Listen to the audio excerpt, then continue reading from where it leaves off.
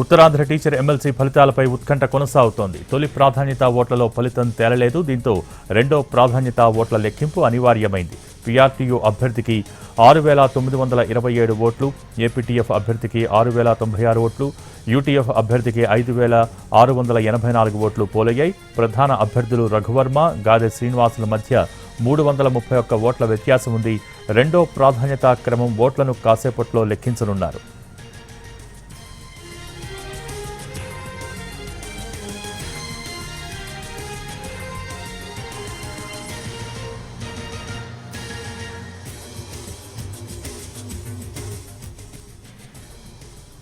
Uttarandhra teacher MLC ఫలితాలపై ఉత్కంఠ కొనసాగుతోంది. తొలి ప్రాధాన్యత ఓట్లలో ఫలితం తేలలేదు. దీంతో రెండో ప్రాధాన్యత ఓట్ల లెక్కింపు అనివార్యమైంది. దీనికి సంబంధించి లేటెస్ట్ అప్డేట్స్ మా ప్రతినిధి రవిచంద్ర లైవ్ ద్వారా అందించడానికి సిద్ధంగా ఉన్నారు.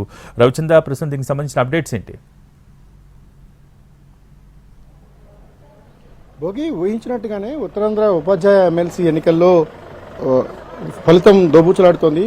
మొదటి ప్రాధాన్యత ఓట్లో ఖచ్చితంగా ఎవరికీ కూడా మెజార్టీలు లభించని కారణంగా సెకండ్ ప్రయారిటీ ఓట్ల లెక్కింపును అధికారులు ప్రకటించారు. ప్రస్తుతం ఏజెంట్లందరూ కూడా భోజన విరామం ప్రకటించారు. భోజన విరామం తర్వాత సెకండ్ ప్రయారిటీ ఓట్ల లెక్కింపు ప్రక్రియ కొనసాగుతుంది.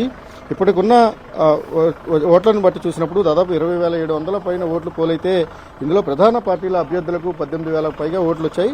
ఇక మిగిలిన అభ్యర్థులు అంటే ప్రధానంగా ముగ్గురు అభ్యర్థులను మినహాయిస్తే మిగిలిన 7 అభ్యర్థులు ఎవరు కూడా తమకు మినిమం ఓట్లను కూడా సాధించలేనట్టుగా మనకు అర్థమవుతోంది. దీన్ని బట్టి ఈ ముగ్గురు ప్రధాన అభ్యర్థుల మధ్యనే పోటీ మొదటి నుంచి కొనసాగినప్పటికీ చివరికి వచ్చేసరికి ప్రధానంగా పీఆర్టీయూ, ఏపీటీఎఫ్ అభ్యర్థుల మధ్య 331 ఓట్ల వ్యత్యాసం ఉంది.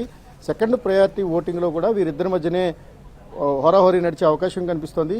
ఓవరాల్గా సెకండ్ ప్రయారిటీ ఓట్లో ఎలిమినేషన్ రౌండ్గా దీన్ని చెప్తారు. ఎలిమినేషన్లో ఎవరికి ఎక్కువ ఓట్లు నమోదైతే వారిని విజేతగా ప్రకటిస్తారు. ఈ ప్రాసెస్ అంతా జరగడానికి ఖచ్చితంగా రాత్రి 7-8 గంటల సమయం అయ్యే అవకాశం ఉంది. ఇప్పటికున్న సమాచారం ప్రకారం ప్రధాన అభ్యర్థులుగా ఉన్న గాదె శ్రీనివాసులు నాయుడు, రఘువర్మ ఇద్దరికి మధ్యలో 331 ఓట్ల తేడా ఉంది. తొలి ప్రాధాన్యత ఓట్లో ఖచ్చితంగా ఫలితం రాని కారణంగా సెకండ్ ప్రయారిటీని అధికారులు ఎంచుకున్నారు. ప్రస్తుతం భోజన విరామం జరుగుతుంది. దీని తర్వాత సెకండ్ ప్రయారిటీ ఓట్ల లెక్కింపు కూడా కొనసాగబోతోంది.